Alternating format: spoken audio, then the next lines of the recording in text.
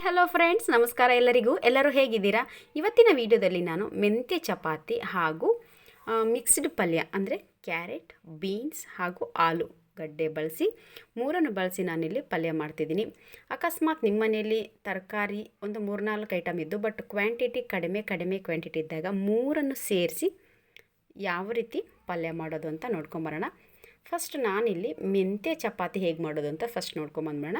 ನಾನಿಲ್ಲಿ 1 ಕಪ್ಪಷ್ಟು ಗೋಧಿ ಹಿಟ್ಟು ತೊಗೊಂಡಿದ್ದೀನಿ. ಅದಕ್ಕೆ ಚೆನ್ನಾಗಿ ತೊಳೆದಿಟ್ಕೊಂಡಿರುವಂತಹ ಮೆಂತ್ಯ ಸೊಪ್ಪನ್ನ ಇದಕ್ಕೆ ಹಾಕ್ತಿದ್ದೀನಿ. ನಾನಿಲ್ಲಿ 1 ಕಟ್ ಹಾಕ್ತಿದ್ದೀನಿ ಮೆಂತ್ಯ ಸೊಪ್ಪನ್ನ.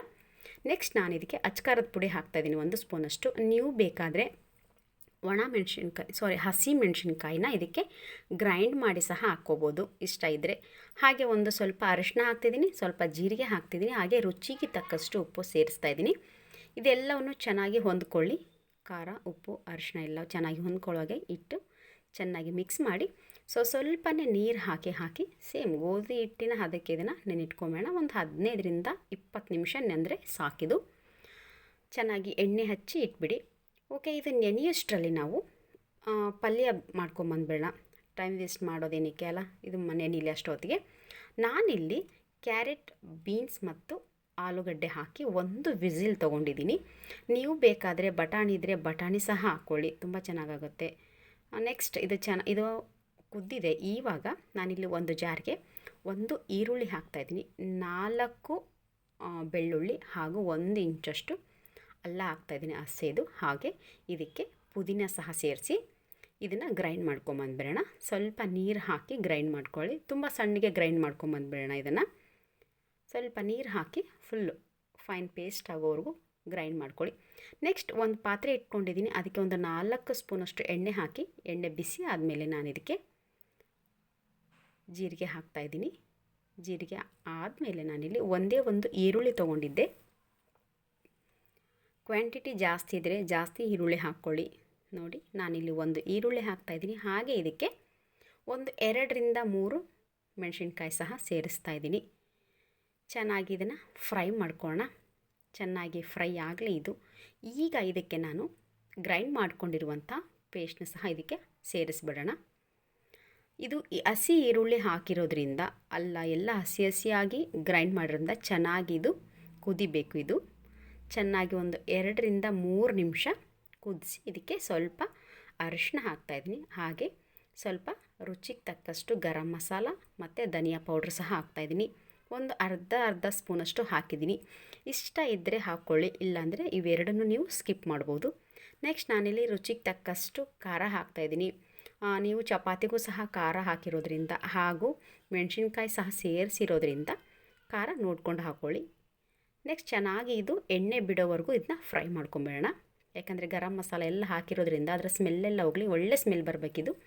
ಅಲ್ಲಿವರೆಗೂ ಫ್ರೈ ಆದಮೇಲೆ ಗ್ಯಾಸನ್ನು ಕಡಿಮೆ ಫ್ಲೇಮಲ್ಲಿ ಇಟ್ಕೊಂಡು ನಾವು ಸ್ಟವ್ನ ಕಡಿಮೆ ಫ್ಲೇಮಲ್ಲಿಟ್ಟು ಇದಕ್ಕೆ 1 ಕಪ್ಪಷ್ಟು ಮೊಸರು ಸೇರಿಸ್ತಾ ಇದ್ದೀನಿ. ಮೊಸರು ಸೇರಿಸೋದ್ರಿಂದ ತುಂಬ ಚೆನ್ನಾಗಾಗುತ್ತೆ.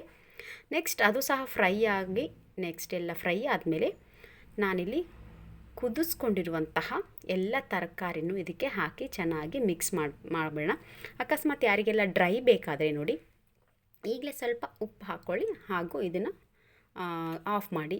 ಅಕಸ್ಮಾತ್ ಯಾರಿಗಾದರೂ ಗ್ರೇವಿ ಬೇಕಾಗಿದ್ದರೆ ನಾನಿಲ್ಲಿ ರುಚಿಗೆ ತಕ್ಕಷ್ಟು ಉಪ್ಪು ಹಾಕ್ತಾಯಿದ್ದೀನಿ. ಹಾಗೆ ಯಾರಿಗಾದರೂ ಗ್ರೇವಿ ಬೇಕಾಗಿದ್ದರೆ ಇದನ್ನು ಬಾಯ್ಲ್ ಮಾಡ್ಕೊಳಕ್ಕೆ ತೊಗೊಂಡಿರುವಂತಹ ನೀರನ್ನೇ ಇದನ್ನ ಕುದಿಯೋಕ್ಕಂತ ನೀವು ಕುಕ್ಕರ್ಗೆ ನೀರು ಇಟ್ಕೊಂಡಿರ್ತಿಲ್ಲ, ಆ ನೀರನ್ನು ವೇಸ್ಟ್ ಮಾಡೋ ಬದಲು ಇದಕ್ಕೆ ಹಾಕ್ಕೊಳ್ಳಿ, ತುಂಬ ಚೆನ್ನಾಗಾಗುತ್ತೆ.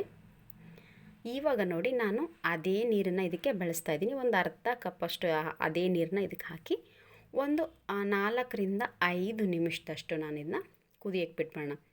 ಚೆನ್ನಾಗಿ ಇದು ಕುದಿಲಿ. ಯಾಕಂದರೆ ಇದಕ್ಕೆ ಇದು ಬಾಯ್ಲ್ ಆಗಿರೋದ್ರಿಂದ ಚೆನ್ನಾಗಿ ಮಸಾಲ ಇದಕ್ಕೆ ಹೀರ್ಕೊಂಡ್ರೆ ಸಾಕು. ನೋಡಿ, ಈಗ ಕುದೀತಾ ಇದೆ. ಇವಾಗ ಕೊನೆಗೆ ನಾನು ಇದಕ್ಕೆ ಕೊತ್ತಂಬರಿ ಹಾಕ್ತಾಯಿದ್ದೀನಿ. ಹಾಗೆ ಗ್ಯಾಸ್ ಆಫ್ ಮಾಡ್ಕೊಂಬೇಡ. ಕೊತ್ತಂಬರಿ ಆದಮೇಲೆ ಒಂದು 10 ಸೆಕೆಂಡ್ ಆದಮೇಲೆ ನೆಕ್ಸ್ಟ್ ಅಷ್ಟೊತ್ತಿಗೆ ನೋಡಿ, ಚಪಾತಿ ಹಿಟ್ಟು ಸಹ ಚೆನ್ನಾಗಿ ನೆಂದಿದೆ. ಇವಾಗ ಎಷ್ಟು ಬೇಕೋ ಅಷ್ಟು ಉಳ್ಳೆ ಮಾಡಿಕೊಂಡು ನೀವು ಚಪಾತಿನ ಲಟ್ಟಿಸ್ಕೊಂಬೇಡ. ಚಪಾತಿಗೆ ನಾವು ಮಾಡಬೇಕಾದ್ರೆ 2 ಚಿಕ್ಕ ಉಳ್ಳೆ ತೊಗೊಂಡು ಒಂದಕ್ಕೆ ಎಣ್ಣೆ ಹಾಕಿ ಒಂದಕ್ಕೆ ಒಣ ಹಿಟ್ಟು ಹಾಕಿ ಎರಡನ್ನು ಸೇರಿಸಿ ಮಾಡ್ತಿರ್ತೀವಿ. ಇದಕ್ಕೆ ಒಂದೊಂದೇ ಉಳ್ಳೆ ತೊಗೊಂಡು ಮಾಡ್ಕೊಳ್ಳೋಣ, ಚೆನ್ನಾಗಾಗುತ್ತೆ. ನೋಡಿ, ಎಷ್ಟು ದೊಡ್ಡದು ಬೇಕಾದರೂ ಬರುತ್ತೆ, ತುಂಬ ಚೆನ್ನಾಗಾಗುತ್ತೆ. ಖಂಡಿತ ಯಾವಾಗಲೂ ಮಾಮೂಲಿ ಪ್ಲೇನ್ ಚಪಾತಿ ಮಾಡ್ತಾನೆ ಇರ್ತೀವಿ, ಮಕ್ಕಳು ಪಲ್ಯ ಏನಾದರೂ ತಿನ್ನಲ್ಲ ಜಾಸ್ತಿ, ಆವಾಗ ಈ ಥರ ಮಿಕ್ಸ್ ಮಾಡಿ ಅಡುಗೆನ ಮಾಡ್ಕೊಳ್ಳೋಣ. ನೆಕ್ಸ್ಟ್ ಹಂಚು ಸಹ ಕಾದಿದೆ. ನೀವು ಹಂಚಿಗೆ ತುಪ್ಪ ಹಾಕ್ಬೋದು, ಇಲ್ಲ ಬೆಣ್ಣೆ ಹಾಕ್ಬೋದು. ನಾನಿಲ್ಲಿ ಎಣ್ಣೆ ಬಳಸಿದ್ದೀನಿ. ತುಪ್ಪ ಹಾಕಿದರೆ ತುಂಬ ಚೆನ್ನಾಗಾಗುತ್ತೆ. ಖಂಡಿತ ಒಂದು ಸಲ ಟ್ರೈ ಮಾಡಿ ನೋಡಿ. ಹಾಗೆ ಹೇಗೆ ಬಂತು ಅಂತ ಕಾಮೆಂಟ್ ಮಾಡಿ ತಿಳಿಸಿ.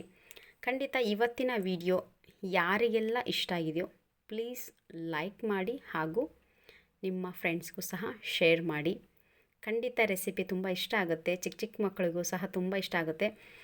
ಚಿಕ್ಕ ಮಕ್ಕಳಿದ್ದರೆ ಖಂಡಿತ ಇದಕ್ಕೇ ನೀವು ಸ್ವಲ್ಪ ತುಪ್ಪ ಸವರಿ ಸಹ ಕೊಡ್ಬೋದು.